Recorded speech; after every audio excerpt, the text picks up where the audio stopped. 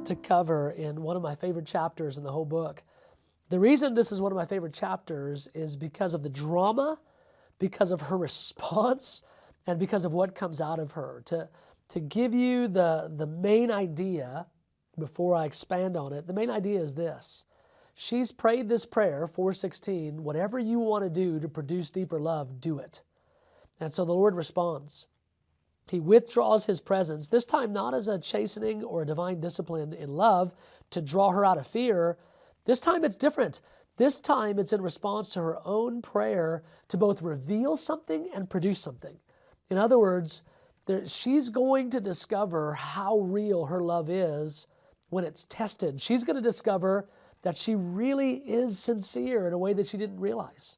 In other words, when everything's going well or everything's blessed or everything's kind of easy, we know that we love Jesus, but we don't know.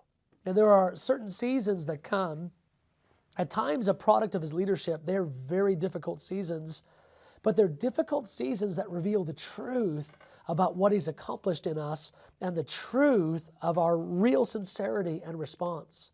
So it's going to produce depth in her in the same way that fall and winter produce deeper roots for greater fruitfulness in spring and summer.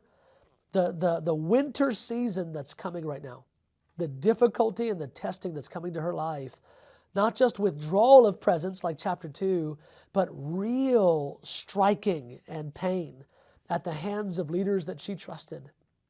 They're going to misunderstand what's going on in her season, and they're going to mistreat her. And so she's in for a real difficult season that's not knit to her immaturity. In other words, it's not the cause and effect of immaturity that leads to consequences. This is, I prayed for more of God, and His answer was a season of difficulty, but the season of difficulty is going to produce something incredibly beautiful. And so theologians have called this, like St. John of the Cross, they've called this season that she's about to enter into the dark night of the soul. It's a season of trial where two things happen. It's that deep pain of the absence of the presence of the Lord. You feel like you're alone. So, and in that place of loneliness and pain and almost what some have described as almost despair, you're aching for the Lord and you're reaching for Him. You're mature enough in that season that you're not running into shame or sin or compromise. You're aching for God in that season. But in your aching for God, others misunderstand, like the friends of Job, and they either chastise you wrongly, or in this case, they strike in a way that's really painful and really hurtful. So it's the double hit.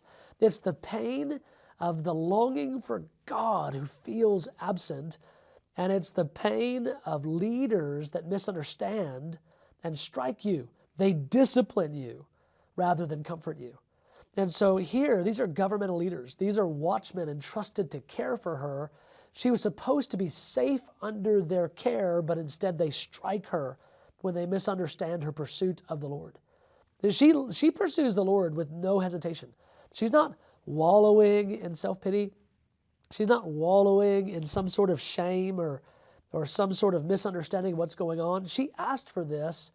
She's not holding back. She's pursuing. She's not going to sit. She is now in full-on, mature pursuit of the Lord. She's not going to take no for an answer. But it's the leaders that step into the midst of that pursuit and strike her. So what happens is the friends, the daughter of Jerusalem, they come and they commiserate. Like, okay, we saw what they did.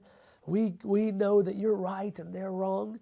But now I talked about what's revealed and what's produced in seasons like this.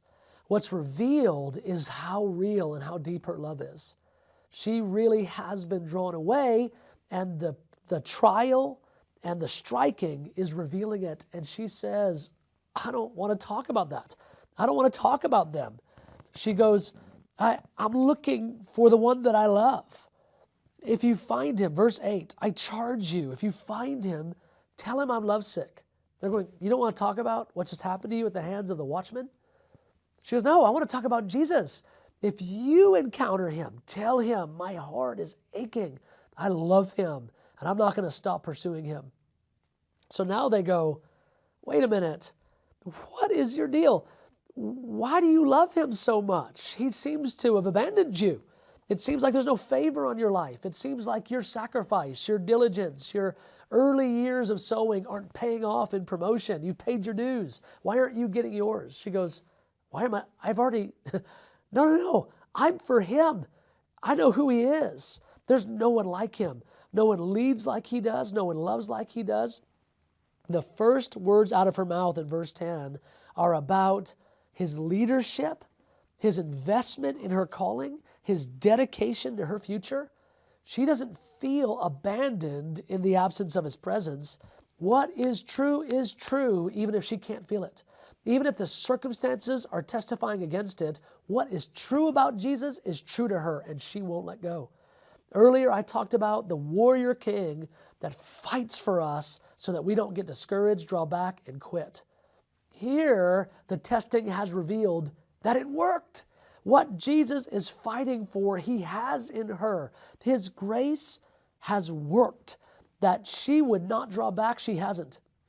Circumstances, presence, striking, difficulty, she's looking at her friends going, no, what's true about him is true.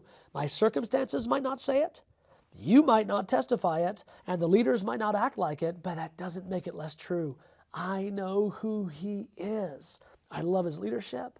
I love his love. I love his dedication to me. I love his commitment to my calling. I am in this all the way.